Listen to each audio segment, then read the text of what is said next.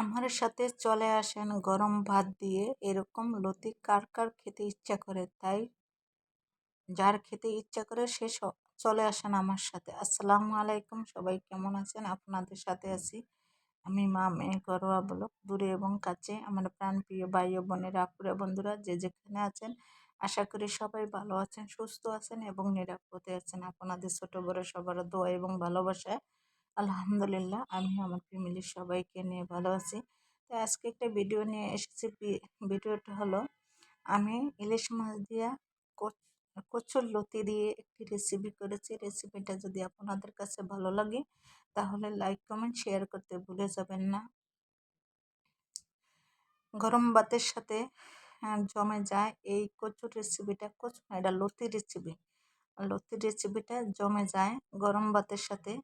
আমি লতিটা সিদ্ধ করে নিচ্ছি। আর রেসিপিটা করতে কি কি লাগে একটু আমার সাথে থাকেন, সাথে থাকলে বুঝতে পারবেন। যেই তো দেখতেই পারছেন, লতি সিদ্ধ করে নিচ্ছি। তারপরে আদা রসুনের পেস্ট, ইলিশ মাছ কেটে নিছি। আর এই তো এখন কড়াইতে আমি একটু সাদা তেল দিয়ে দিলাম। সাদা তেল দেওয়ার পরে এখন দিয়ে দিলাম কাঁচা পেঁয়াজ। কাঁচা পেঁয়াজটা মানে দিয়ে তেলের ভিতরে অনর্গল নেড়ে চেড়ে নিব। তারপরে দিয়ে দিলাম রসুন কুচিটা। রসুন রসুন কুচি লাগবে জাস্ট। রসুন কুচি না হইলে কিন্তু মজা হয় না। এই যে ইলিশ মাছটায় আর ধরেন কচুর লতিটা এমন একটা জিনিস, এটা মশলাগুলা পরিমাণ মতো লাগে। যদি একটু 19-20 হয় তাহলে কিন্তু খেতে মজা নেই। সবটা সমান রাখতে হয়। যেমন কাঁচামরিচ, রসুন কুচি, আদা রসুনের পেস্ট, পেঁয়াজ কুচি, এগুলা পরিমাণ মতো দিতে হয়। বেশিও দেওয়া যাবে না, গন্ধ খাবো। আর কমও দেওয়া যাবে না, স্বাদ লাগবে না।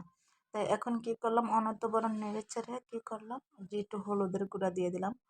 হলুদের গুঁড়া দেওয়াটার কারণ হয়েছে কি জানেন, কচুটা যদি হলুদটা দেয় তাহলে কিন্তু যে কালারটা অনেক সুন্দর হয়। অনেকে আছে কচুর লতিটা কিন্তু হলুদ ছাড়া রান্না করে। বেশ, আমার একটা কাকি হলুদ ছাড়া রান্না করতো।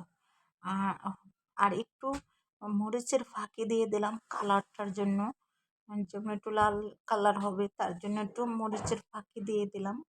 এখন অনর্গল নেড়ে চেড়ে আমি এই মশলাটার উপরে তেল উঠবো, তেলটা বেশি উঠবো, তারপরে মাছটা দিয়ে দিলাম।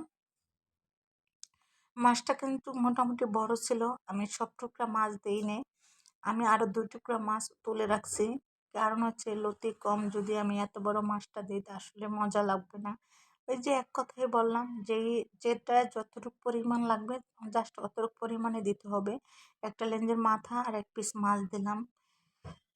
মাছ দিয়ে তারপরে আমি রান্না করলাম, যেহেতু লতির পরিমাণটা কম। এখন কি করলাম, একটা ঢাকনার সাহায্যে ঢেকে রাখলাম। ঢাকনাটা তুলে এখন আবার অনর্গল নেড়ে চেড়ে দিলাম। দেখলাম যে মাছটা সিদ্ধ হয়েছে কিনা। যদি মাছটা সিদ্ধ হয়ে থাকে তাহলে কিন্তু দেখা গেছে লতিটা দেবো। লতিতে এমনি নরম, তারপরে দেখা গেছে কি লতি সিদ্ধ করে নিছি।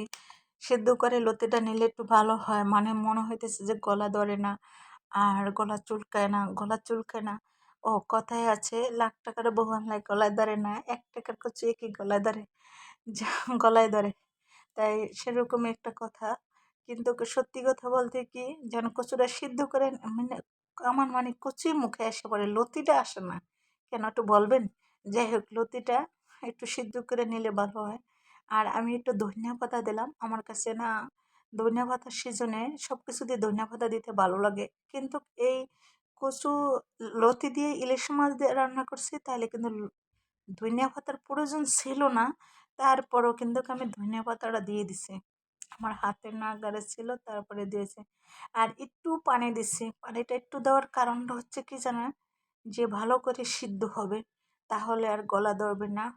আর আমার মেয়ে কিন্তু এই লতিটা পছন্দ করে না, ও লতি পছন্দ করে চিকন লতি। আর আমার বোনে আর আমি আবার এই লতিটা পছন্দ করি।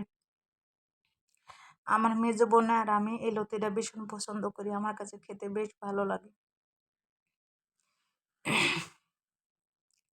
এই তো অনর্গল নেড়ে চেড়ে দিয়েছি। সত্যি কথা বলতে কি জানেন, সারাদিন রোজা রেখে তারপরে ইফতারের পরে মানে একটু রেস্ট নিয়ে তারাবি নামাজ পড়ি।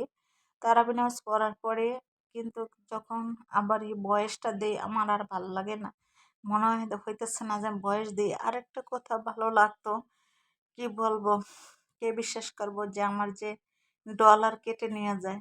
কেউ কি জানেন যে ডলার কেটে নিয়ে যায়? আমার কিন্তু ডলার কেটে নিয়ে গেছে। যাই হোক, এই জন্য আরো মনটা খারাপ। এমনিতেই ডলার কম, তারপরে যদি ডলার কেটে নিয়ে যায় তাহলে মনটা কেমন লাগে বলেন তো। আজকে তো ডলার দেয়ই নেই, বরং স্যার আমার ডলার কেটে নিয়ে গেছে। তাই সেজন্য মনটা অনেক খারাপ। এত কষ্ট করে একটা ভিডিও বানাই, ভিডিও বানানোর পর ভিডিও এডিট করে আপলোড দেওয়া, ভয়েস দেওয়া, কত ব্যাপার স্যাপার আছে। তারপরে যদি এই যে সবকিছু পরিপূর্ণভাবে না পাই তাহলে তো মনটা অনেক খারাপ। আর এই তো দেখেন আমার কচুরে লতির রেসিপিটা হয়ে গেছে। লতির রেসিপিটা আপনাদের কাছে কেমন লাগলো? যদি ভালো লাগে তাহলে লাইক কমেন্ট শেয়ার করতে ভুলে যাবেন না। এই তো আমি এখন কি করলাম জানেন? গরম ভাতের সাথে একটু লতি নিয়ে দুঘা ভাত খেয়ে দেখাইলাম বা খেয়ে নিলাম। দেখাইলাম বাট খেয়ে নিলাম একই কথা। যেহেতু আমি খেয়েছি তা তো আপনারা দেখছেনই। দেখতে তো আর ভুল করেন না, তাই না? গরম গরম ভাতের সাথে কচু বা কচুর লতি খেতে কিন্তু ভীষণ ভালো লাগে। কার কাছে কেমন লাগে জানি না, আমার কাছে ভীষণ ভালো লাগে। আমি আবার গরুর মাংস থেকে এগুলা বেশি পছন্দ করি। আর এমনিতে আমি গরুর মাংস কম খেতে পারি, কারণ হচ্ছে আমার হাই প্রেশার 1, দ্বিতীয় গরুর মাংস আমি খেতে পারি না 2। আর সেজন্য আমার কাছে কিন্তু গরুর মাংসতে এগুলোই আমার কাছে বেশ ভালো লাগে। কচু লতি, শাক সবজি আমি এগুলা বেশি পছন্দ করি।